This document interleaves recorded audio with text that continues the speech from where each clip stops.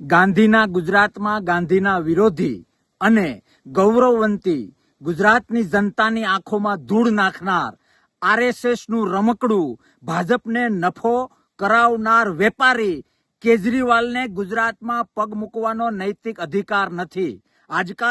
આજે ગુજરાતમાં એ આટાફેરા કરે છે. આવતીકાલે પોરબંદરની નજીકમાં એનો એક કાર્યક્રમ છે.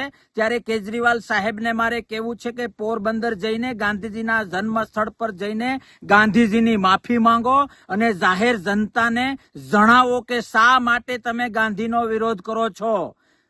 દિલ્હીમાં સરકાર બની, ગાંધીજીના ફોટાઓ દરેક જગ્યાએથી હટાવવામાં આવ્યા. પંજાબમાં સરકાર બની, ગાંધીજીના ફોટાઓ દરેક જગ્યાએથી હટાવવામાં આવ્યા. કઈ આઈડિયોલોજીમાં માનો છો? ગોડસેમાં બિલીવ કરો છો કે ગાંધીમાં બિલીવ કરો છો? એનો જવાબ એક ગુજરાતી માંગે છે અને ત્યાર પછી જ ગુજરાતીઓને મળવાનું રાખો. અમને ખબર છે કે તમે આરએસએસ નું રમકડું છો.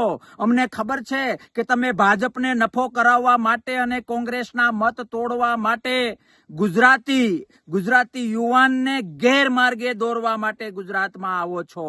લોકશાહી છે, લોકશાહીનો લાભ લો, પણ પોરબંદર જાઓ, ગાંધીજીના ચરણોમાં માફી માંગો અને તમારી અંદર જે વિચારસરણી છે, ગોડસેની હોય તો ગોડસેની અને ગાંધીજીની હોય તો ગાંધીજીની, એની સ્પષ્ટતા એક ગુજરાતી સામે ગુજરાતની ધરતી પર પોરબંદરમાં જઈને કરવું એ જ તમારો ધર્મ છે. બાકી તમારી છાપ અધર્મને વરેલી છે.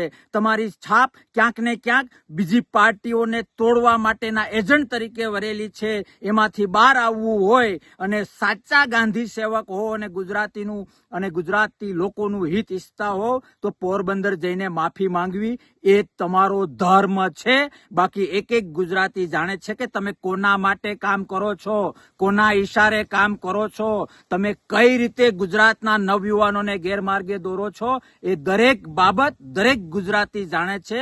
અને એમાંથી બચવા માટે એક સાદો રસ્તો છે કે ગાંધીજીની માફી પોરબંદરની ધરતી પર જઈને મીડિયાની સામે એક ગુજરાતી સામે માંગવી. જોઈએ છીએ તમે કેટલા ગાંધીને ચાહો છો અથવા તો કેટલા ગોડસેને ચાહો છો. જય હિન્દ, ભારત માતા કી જય.